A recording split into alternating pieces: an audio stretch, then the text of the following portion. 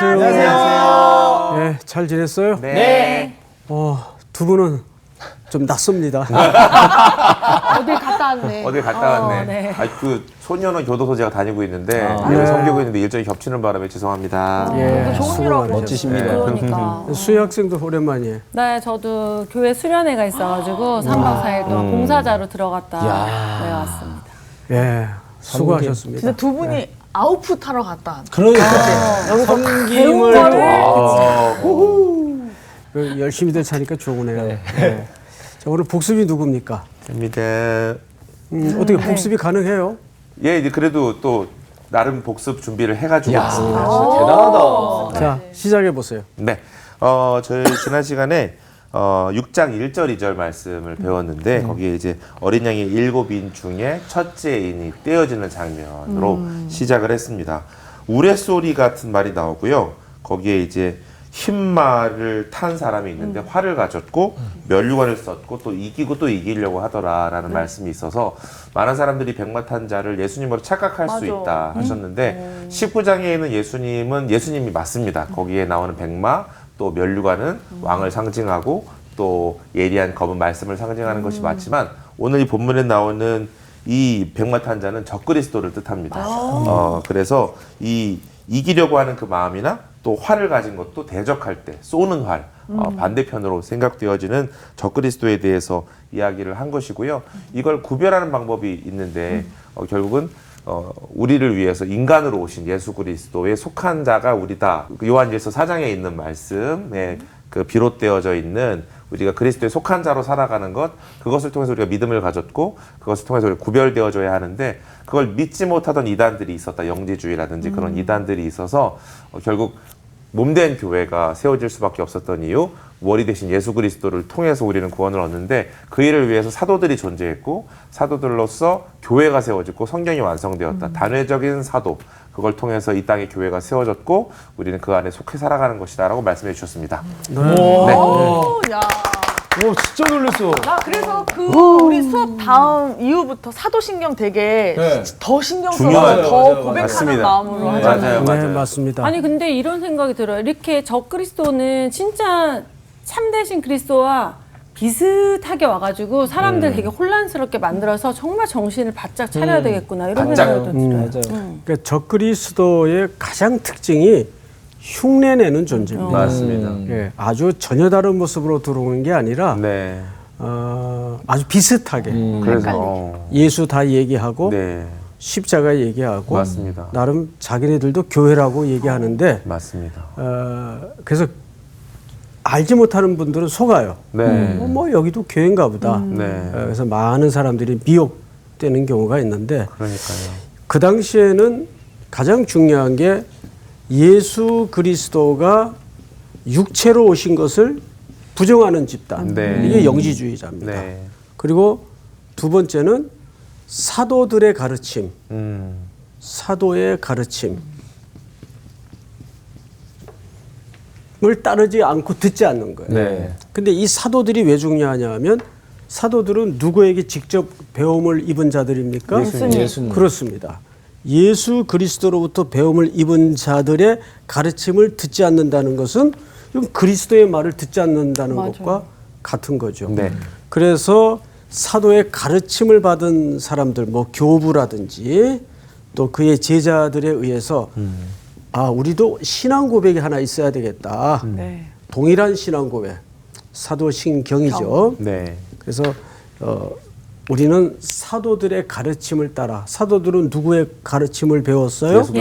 예수 그리스도의 가르침을 받은 사도들의 가르침을 받아 동일한 신앙 고백이 있어야 되겠다. 그래서 사도신경 내용을 보면 그 안에 예수 그리스도의 몸으로 오심과 동정녀 마리아에게서 나시고 또 십자가의 고난을 받으시고 죽으신 후에 사흘 만에 부활하셔서 그러니까 예수님의 육체로 오심에 대해서 사도신경이 강조를 해야 했던 이유는 이런 영지주의자들의 잘못된 육으로 오시는 것을 인정하지 않는 이런 이단들의 가르침에 논박하고자. 네. 그래서 여러분 사도신경은 그 성경에 없는 내용인데 그걸 왜 외우냐 이렇게 말하는 분들도 있는데 그건 굉장히 잘못된 겁니다. 네. 네. 오늘 수업 요한계시록 20강 둘째인의 비밀. 자, 오늘 우리 계시록 6장. 오늘 본문이 좀 짧습니다. 네. 3절, 4절을 우리 한번 같이 읽어볼까요? 네. 짧으니까 시작. 둘째 인을 떼실 때에 내가 들으니 둘째 샘물이 말하되 오라 하니 이에 다른 붉은 말이 나오더라. 그 탄자가 허락을 받아 땅에서 화평을 제하여 버리며 서로 죽이게 하고 또 큰 칼을 받았더라. 네. 이제 앞으로 등장하는 7 시리즈가 7 인, 7 대접, 7 촛대 이제 많이 등장을 합니다. 네. 이게 보통 공통적인 주제가 재난입니다. 재난. 근데 첫 번째 인을 뗐을 때는 그 인을 뗀 자가 누구였습니까? 적그리스도. 저 그리스도가 인을 떼다니요. 아 아니요 예수 예수 그리스도. 그리스도. 그렇죠. 아니 지금 방금 여기 앞에 거 예. 얘기하는 거. 여러분 저기 1절을 다시 보세요. 네네. 내가 봄에 어린 양이 7인 중에 하나를 떼시니 그러니까 이 인을 뗀 분이 누구죠? 예수 그리스도. 예수 그리스도. 어린 양이 인을 뗍니다. 네. 떼 보니 그 안에 백마를 탄 자가 있어요. 그러니까 예수 그리스도께서 인을 떼셨는데 백마를 탄 자는 그리스도일 수가 없네요. 없죠. 그렇죠? 논리적으로도 모순이 되고. 근데 그 말 색깔은 무슨 색깔이에요? 첫째, 흰색. 흰색이었어요. 네. 흰색. 오늘이 두 번째인데 두 번째도 말이 나와요. 네. 붉은 근데 말이네. 무슨 색깔이에요? 붉은색. 예. 붉은 말. 근데 여러분 성경에서 주로 이제 붉은 색깔이 보편적으로 상징하는 것이 뭡니까? 피. 그렇죠. 예, 전쟁? 피. 그래서 여기 첫 번째 이는 그냥 큰 주제가 적 그리스도. 이 존재 자체가 우리에게 재난을 주기 위한 목적과 의도를 가지고 있단 말이죠. 네. 근데 두 번째 말은 붉은색이에요. 근데 보통 성경 전체에 걸쳐 붉은색은 피를 많이 상징하죠. 네. 본문을 좀 들어가 보십시다. 네. 우선 들어가기 전에 이러한 재난은 언제 일어나는 겁니까? 이러한 재난들이. 앞으로 재난이 이제 많이 소개될 텐데 네. 언제 일어나는 겁니까? 마지막 때요. 옳지. 말 잘했어요. 근데 그 마지막이라는 게 어느 기간을 얘기하는 거예요? 예수님 돌아가시고 승천하신 후 부터 지금까지. 오실 지금까지. 때까지. 그래서 여러분 우리가 두 가지를 여기서 구분해야 됩니다. 네. 마지막 날과 종말은 차이가 있어요. 네. 자, 예를 들어서 네. 우리 현기 학생 마지막 날은 어느 날을 얘기하는 거죠? 시험 날. 시험 날? 시험 보는 날. 우리가 보통 D-Day, 네. 네. D-Day, Decision Day, 결정의 날. 네. 예수님 오시는 날. 그렇죠. 그렇죠. 네. 그날은 모든 역사의 시간이 마름되는 날입니다. 네. 마침표 같이. 그런데 방금 광우 학생이 말한 것처럼 예수 그리스도께서 십자가의 고난을 받으시고 죽으신 그 사건부터 지금까지를 정말. 종말이라고 합니다. 네. 이거 두 개의 기간을 구분해야 돼요. 네. 이걸 혼재돼서 이해하는 사람들이 굉장히 많습니다. 맞아요. 맞습니다. 헷갈리기도 해요. 그렇죠. 네. 그래서 종말이라고 할 때는 굉장히 길고 먼 시간을 내포하고 있습니다. 그리스도께서 오시는 그 자체가 이미 뭐예요? 하나님 안에 있는 자에게는 구원의 날이 되지만 네. 그 밖에 서 있는 자에게는 심판의 날. 날이란 예. 말이에요. 종말은 그때부터 이미 시작이 됐어요. 네. already 네. 이미 시작이 됐어요. 근데 아직 완성이 안 됐어요. not yet. 그래서 이걸 이제 신학적인 용어로 already not yet. 아직 완성되지 않은. 근데 그 완성은 언제 이루어지는가 그 말이에요. D-Day, 네. Decision Day. 네. 그날에 이루어진다는 거죠. 그러니까 마지막 날과 종말은 한 라인선에 있지만은 시간의 의미는 다르구나. 네. 수희 학생 이해되죠? 네. 네. 사람들이 막 맨날 종말이래 이러는데 맨날 종말일 수밖에 없는 거잖아요. 그렇죠. 그렇다면 이제 요한계시록에서 열거되는 이런 재난들은 바로 그 마지막 날에 벌어질 일일까요? 아니면 종말의 기간 동안에 벌어지고 있는 일일까요? 벌어지고 있는 종말의 기간. 그렇습니다. 그래서 요한 1서 4장 제가 한 군데만 좀 읽어드릴 테니까 들어보세요. 네. 1절을 보시면 사랑하는 자들아 영을 다 믿지 말고 오직 영들이 하나님께 속하였나 분별하라. 많은 거짓 선지자가 세상에 나올 것임이라 나왔음이라. 나왔습니다. 이미 나와서 돌아다니고 있다 그 말이. 네. 근데 이것은 사실 구약세부터 거짓 선지자들이 존재했나요, 안 했나요? 있었죠. 존재했단 예, 말이에요. 예. 그러니까 이 재난은 이미 그런 구약의 표변적인 거짓 선지자들을 통해서 본격적으로 예수님의 죽음 이후에 이 역사 속에서 2000년 동안 무수히 일어났던 재난들입니다. 거짓이 있다는 것 자체가 재난이잖아요. 그렇죠?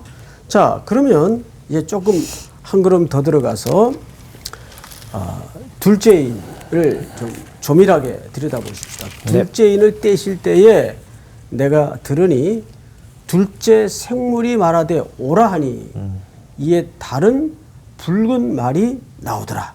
흰 말 말고 붉은 말이 나오는데 붉은색은 피를 상징한다 그랬어요. 왜 이런 조짐이 불길한 내용으로 첫째인이 소개될까? 우선 이 붉은 말은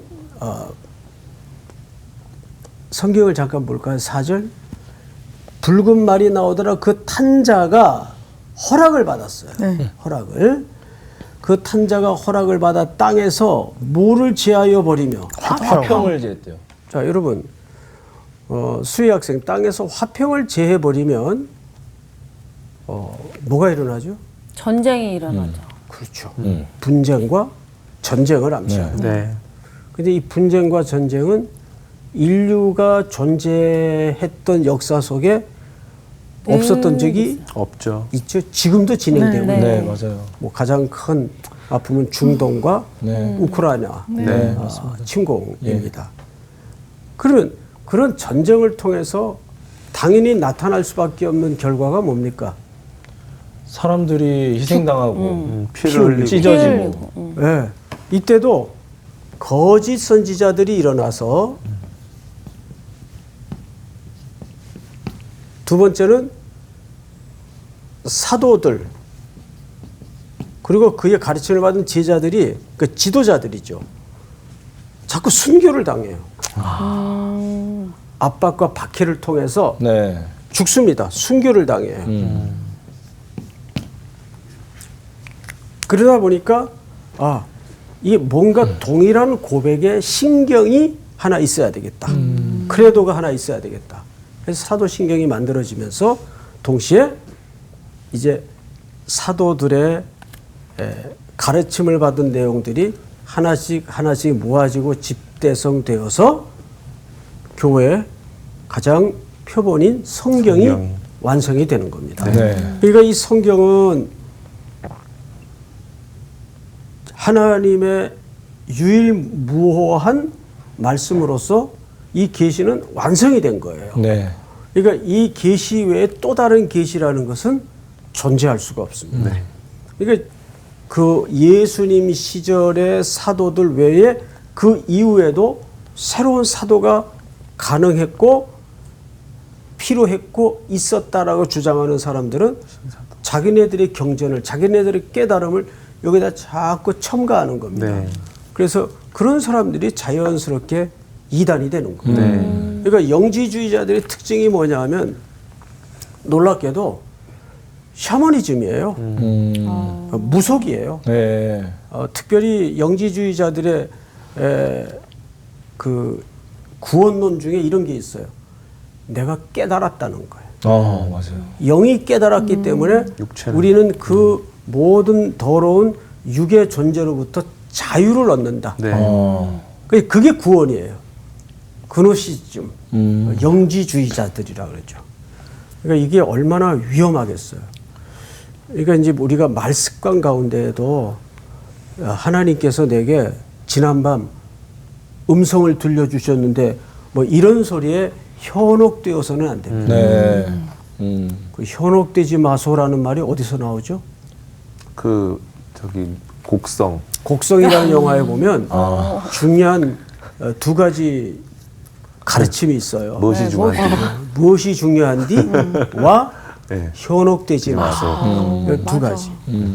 그 영화도 성경에 또 이렇게 그럼요. 공동시키는. 영화도 보면 배울 게 있어요. 맞아요. 그 시대를 반영하는 문화이기 때문에. 그리고 요즘 가장 핫한 문화가 영화가 무슨 영화입니까? 범죄도시?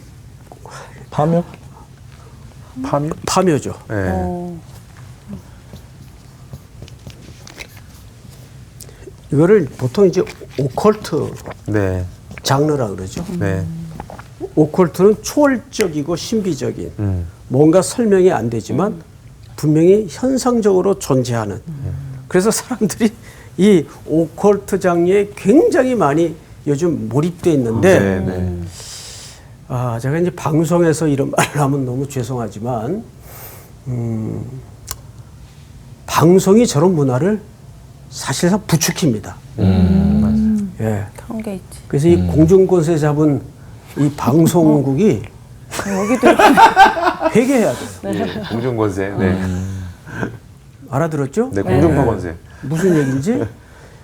여러분 이 파묘의 가장 그 압도적인 시대를 반영하는 메시지가 뭔지 아세요? 여기 MZ 세대의 무당이 등장을 해요. 맞아요. 그 무당 이름이 김고은. 윤봉길이었나? 이화림. 극중의 홍길 의사 아니에요? 한 명이 나와요. 봉길이. 예, 극중의 인물이죠. 자, 그런데 그 영화 시작하면서 이 MZ 시대의 무당이 이 영화에 대변하는 자막이 하나 뜹니다. 나는 무당 이화림이다. 이게 영화의 중심 주제예요. 근데 지금 여러분 시대가 옛날에는 이런 오컬트 장르가 일상이었습니까? 비일상이었습니까? 옛날에는 비일상이었어요. 근데 어느새 이런 오컬트 장르가 우리의 일상의 중심에 딱 들어와 있어요. 근데 전부 그런 은은한 부추김이 어디로부터 시작이 됩니까? 방송으로부터 시작이 돼요. 맞아요. 이상한 무당 복장하고 또 옛날에는 내가 신병 때문에 무당이 되었다라는 말 그 알면서도 쉬쉬하고 말하기가 좀 거북스러웠던 맞아요. 분위기였지 그랬죠. 않습니까? 근데 이제는 서슴없이 얘기합니다. 문화가 됐어. 그리고 어디 무슨 사주를 본다 또 이런 얘기를 방송국에서 프로그램의 일환으로 부추겨요. 맞아, 네. 많이 하지. 그렇습니까? 그렇습니다. 그러니까 이런 게 어느새 슬며시 그 대화 내용에 보면 분명히 저 출연자가 권사님인데 뭐 하도 답답해서 전 보러 갔다 왔던 적이 있다고 그러고 이런 얘기를 한단 말이에요. 네. 그러면 신실한 기독교인들의 입장에서 볼 때는 그쵸. 헷갈릴까요? 안 헷갈릴까요? 헷갈리죠. 저런 거 해도 되나 보다. 아니요. 예? 그래서 제가 이제 어느 이제 NGO 단체에서 올라온 저 파묘에 대한 평가를 한번 읽어봤습니다. 거기서 지적하는 게 뭐냐 하면 요즘은 내비게이션 시대란 말이에요. 네. 내비게이션 시대를 맞으면서 우린 두 가지가 이제 없어졌어요.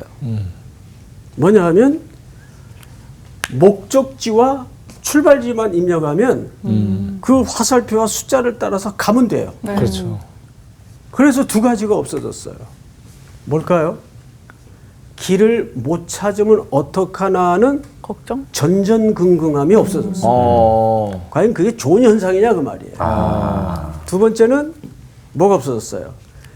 길 가면서 그 낯선 길을 찾아가는 사람들에게 손짓을 하면서 가르쳐주고 그렇죠. 저쪽으로 돌아갈까 네. 이런 과정이 없어졌죠. 생략된 거예요. 네. 길 많이 물어봤는데 옛날에. 맞아. 맞아. 근데 난 사실 제일 무서운 게 제가 없어졌을 때가 나는 이제 우리가 너무 생각을 안 의지하니까. 하잖아. 그치? 그렇지. 예, 이제 전화번호 못 외우잖아요. 네. 못 외워요. 예. 이게 옛날에 전화번호 최소한 맞아요. 열 몇 개는 외우고 외웠어요. 있었어요. 네. 근데 이제는 못 외워요. 맞아요. 그러니까 뭐만 남았는가 하면 결과만 남는. 과정은 그러니까 이런 오컬트 문화가 전부 우리에게 뭘 익숙하게 만드냐면 우리 인생을 살아가다 보면 수많은 갈래길도 만나고 비바람도 맞고 그런 것들을 한꺼번에 걷어낼 수 있는.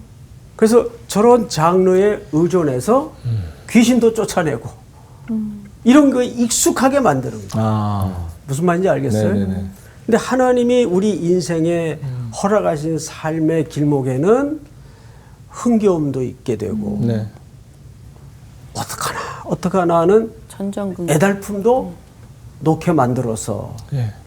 그 과정을 다 치러내고 겪어내면서 하나님을 찾아가게 만드는 그 즐거움을 우리로 하여금 누리도록 해야 되는데 그럼 이게 무슨 얘기가 되냐면 기독교마저도 그냥 하나님의 뜻을 묻는다는 그럴듯한 명목을 붙여서 고통, 불행, 질병 이런 건 내 인생 속에 좀 삭제시켜달라. 이런 욕망을 투영한 일 외에는 뭐가 다르냐 이 말이에요. 아. 그러니까 우리 기독교도 그런 샤머니즘화된 기독교로 혹 시대가 몰고 가고 있지는 않은지. 네. 그런데 우리 기독교라는 것은 예수라는 생명의 주님을 우리가 주인으로 모시고 네. 그분이 걸어가신 길을 따라서 그럼 예수님이 뭐 한다고 육신의 몸을 입고 고단하게 30몇 년을 사시다가 십자가 사건을 지시고 그럴 필요 뭐 있어요. 한 방에 그냥 네. 때려잡고 맞아. 그렇죠. 그치. 하루에 10살씩 딱딱 크시고. 그러니까 예수님이 광야에서 40일을 줄이신 다음에 사탄에게 받았던 첫 번째 시험이 돌들을 명해서 떡덩이를 되게 하라. 네. 이게 오늘 기독교의 도전이거든요. 네. 전혀 실용주의적인 제안들. 네. 이거를 마치 기독교가 약속하는 복음이냐. 우리가 속을 수가 있단 말이에요. 그래서 저런 영화들이 시대를 난 그게 저 감독이 크리스찬인 거 아시죠? 네. 배우들도 배우도. 거의 크리스천입니다. 네, 크리스찬이에요. 그래서 감독이 괴물 아니면 천재다. 그런 생각이 들어요. 저런 영화를 만들어서 우리 기독교에 좀 역설적인 묵직한 메시지를 한 방 날리는 게 아니냐. 그렇다면 감독이 천재죠. 약간 자연 계시를 빌어서 이렇게. 그런데 크리스찬인데 저런 영화를 만들었다. 거기에 이제 그 무당의 영역이 국가의 독립 문제까지 건드리도록 네, 그 그렇죠. 구성이 돼 있어요. 공적인 영역에까지. 그런데 사실이거든요. 그것도.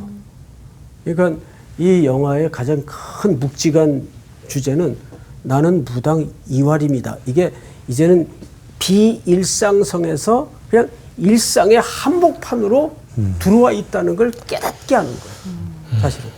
그런 의도였다면 저 감독님은 천재일 수밖에 없고 그건 뭐 우리 시청자들의 판단에 맡기겠지만 그래서 제가 저 영화를 보게 된 이유가 뭐냐면 이게 뭔데 이게 거의 오컬트 장르 같은데 1000만이 넘는 백성들이 집집마다 한 번씩은 다 봤다는 그렇죠. 얘기거든요. 네. 그리고 그 영향력이 대단한 거예요. 그렇죠.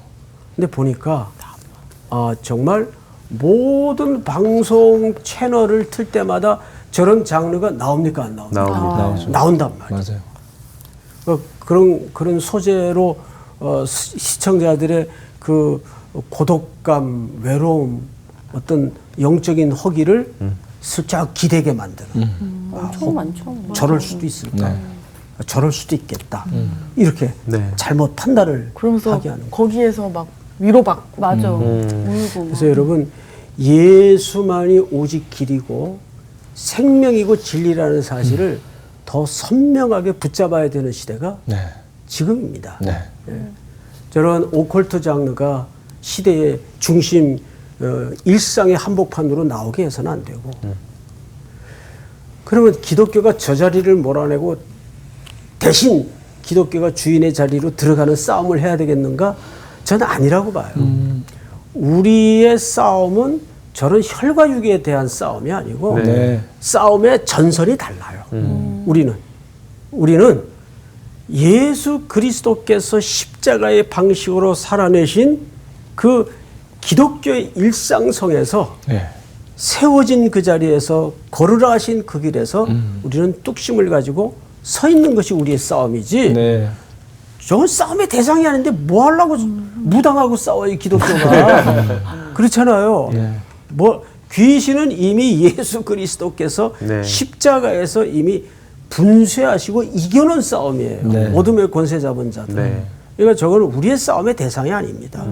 우리는 주님께서 다시 오시는 그날까지 주님이 이 땅에 머무시는 동안 말씀을 통해서 사도들을 통해서 우리에게 가르쳐 주셨던 그 길에 오늘도 그 치열한 일상성에서 비껴서지 말고 무너지지 말고 저런 눈물, 질병, 고통, 한숨을 일소시켜달라는 욕망의 분출로 기독교를 이해하지 말고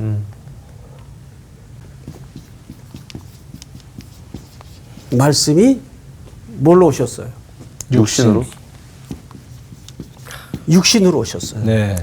여러분 이 말씀만큼 감동스러운 말씀이 있을까요? 하나님의 말씀이 신 그리스도께서 육의 몸으로 우리를 꾸질꾸질한 삶의 모습으로 찾아오셨다고요. 네. 우리의 눈물을 채울하시고 우리의 아픔과 허기짐과 고독과 외로움을 다 겪으시는 분이. 그러니까 말씀이 육신이 되어 오셨다는 것만큼 우리 예수 믿는 분들에게 위로가 있을까요? 저보다 더 큰 위로는 없어요. 네. 그렇다면 우리 떡의 문제, 빵의 문제, 공고한 삶의 문제까지 주님은 알고 계신다는 뜻이에요. 네. 믿습니까? 네. 자, 6장 4절을 다시 한번 볼까요? 그 탄자가 이제 붉은 말을 탄 자죠. 허락을 받아 땅에서 화평을 제하여 버리며 서로 죽이게 하고, 그러니까 여기서 화평이라는 말은 전쟁과 분쟁을 위해서 화평을 제하여 버리는 거예요. 근데 네. 누구한테 허락받은 거예요? 누구한테 허락받았을까요? 욥친 그것처럼 하나님한테 허락받고 하는 건가요? 보통 신학자들은 이렇게 설명합니다.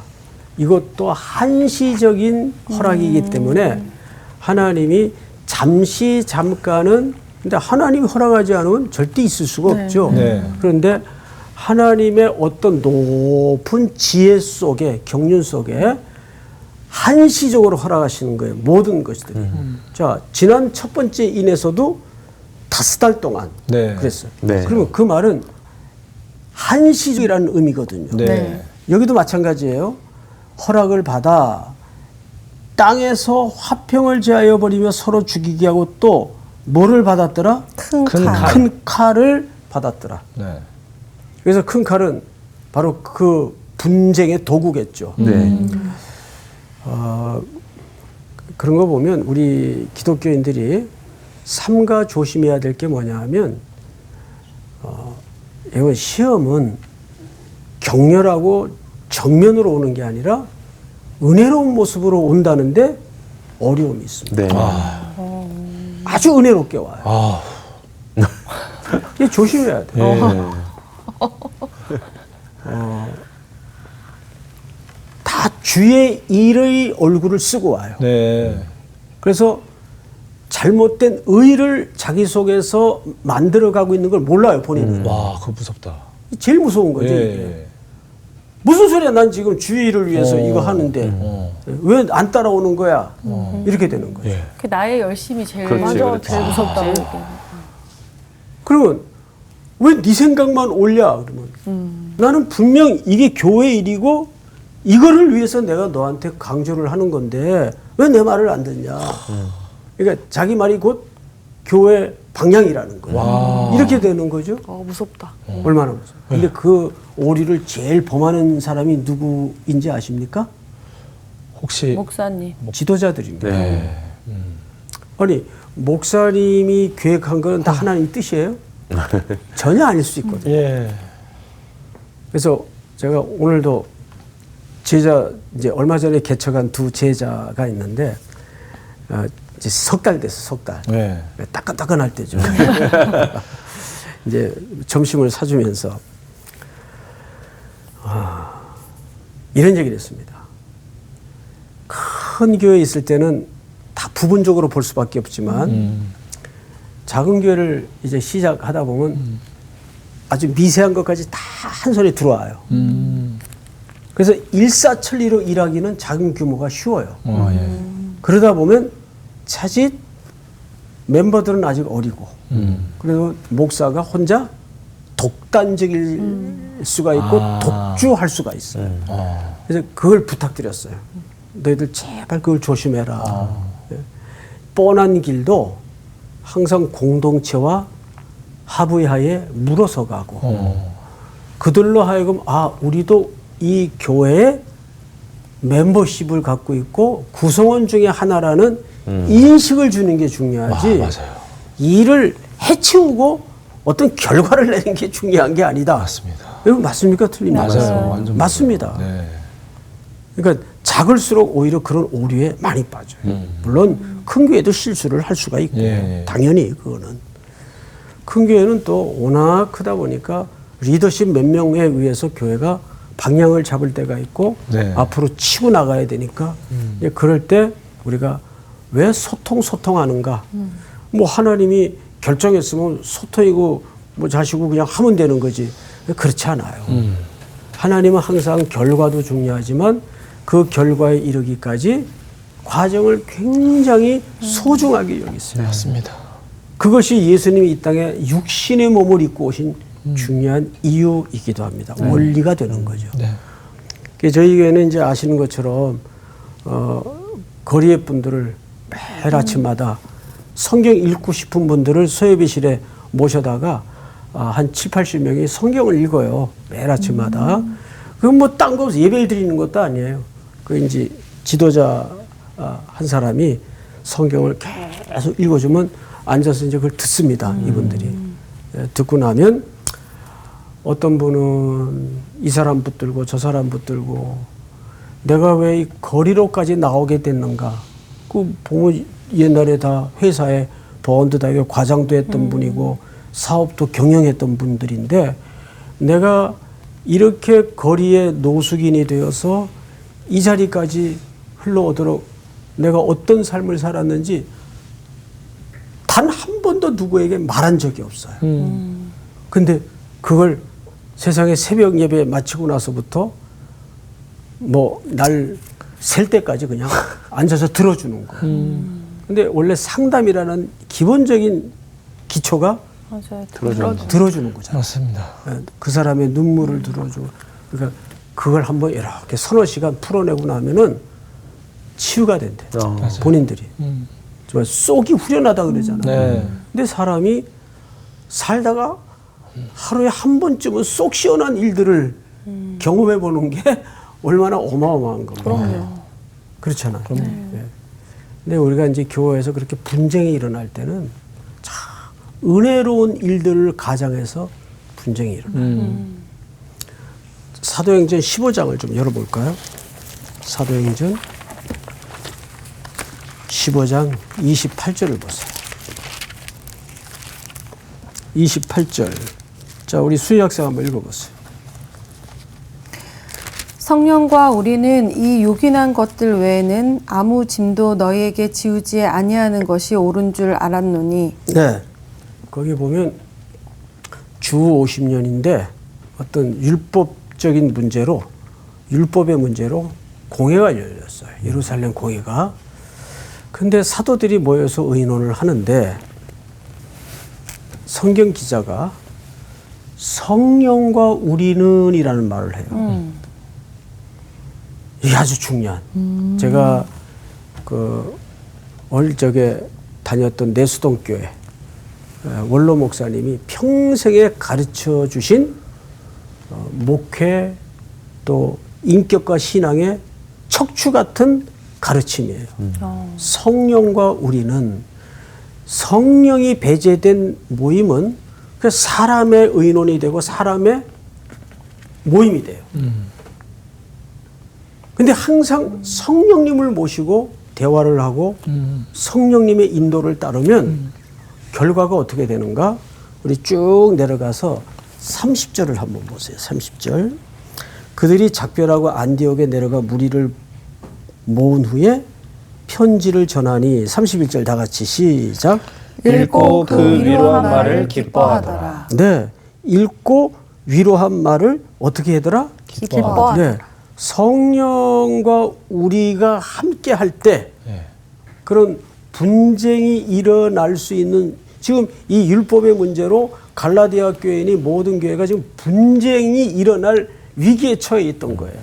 근데 공회가 모여서 사도들끼리 의논한 게 아니라 성령과 우리는 의논을 했어요. 그랬더니 거기에 의논된 결과를 전해주니까 모두가 읽고 어떻게 했다고요? 기뻐했더라. 그 기쁨의 결과가 어떻게 됐을까요? 32절 마저 읽어보실까요? 유다와 실라도 선지자라 여러 말로 형제를 권면하여 굳게 하고 굳게 하고 그리고 예루살렘 교회는 점점점 모인 수도 늘어나고 부흥의 기초를 마련하는 거예요. 그런데 성령이 빠진 모임은 사람끼리의 모임은 혈기가 튀고 하나님의 일을 논의하다가 욕지거리를 하고 그런데 다 보면 주님의 일을 위해서 그렇게 하는 거예요. 그런데 주님의 일을 위하는 게 중요한 게 아니라 사탄은 그런 주님의 일을 빙자해서 우리로 하여금 싸움을 일으키고 분쟁을 일으킨다. 이것이 말세의 교회 공동체와 넓게는 지구촌에서 벌어지는 수많은 일들이에요. 가정의 분쟁이나 나라 간의 분쟁이나 본질이 똑같아요. 네. 자, 정리합시다.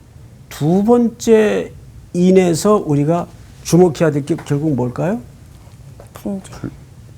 마지막 날에 종말에 일어날 이 분쟁의 문제, 화평을 걷어가는 문제. 여기에 우리가 도구로 쓰임 받지 않기를 소원합니다. 네. 자, 오늘 공부는 여기까지. 감사합니다. 나는 근데 하나님 왜 이런 걸 허락하실까 이런 생각이 드는데 또 얘기를 듣다 보면 이런 분쟁이든 뭐든 이런 과정이 있어야지 우리가 뭐 알곡과 쭉정이 걷어내는 것처럼 이때 이제 드러날 사람들 드러나잖아. 그래서 진짜 하나님한테 향하고 있는 사람, 성령님과 함께하는 사람들이 이때 구분이 될 수 있겠다 이런 생각이 드는데 나는 과연 이런 상황이 왔을 때 어디에 속해져 있는 사람인가 이런 생각이 원래 그 해보고 난세의 영웅 난다고 하잖아요. 분쟁 속에서 진짜가 드러나는 거니까. 그러니까 그래서 분쟁도 있는 게 아닐까. 없었으면 좋겠다. 또 한편으로 이런 생각도 좀 들었어요. 우리가 죄인이고 사실 우리가 우리 스스로에게 화평을 줄 수 있는 존재가 아니잖아요. 우리에게 항상 분쟁과 진짜 말 그대로 마음속에 전쟁과 여러 가지가 있는데 우리가 결국 의지할 분 한 분이다. 그럼요. 예수 그리스도 한 분이다. 이런 게 오늘 또 말씀에서 저는 또 그런 분이 거기를 갔다 왔어요? 그러니까요. 취야 성령과 우리를 사모하시기 바랍니다. 네. 성령과 우리. 말씀이 분으로 오신 예수님을 붙잡고 우리가 살아가죠. 네, 나가시죠. 미혹당하지 마시고.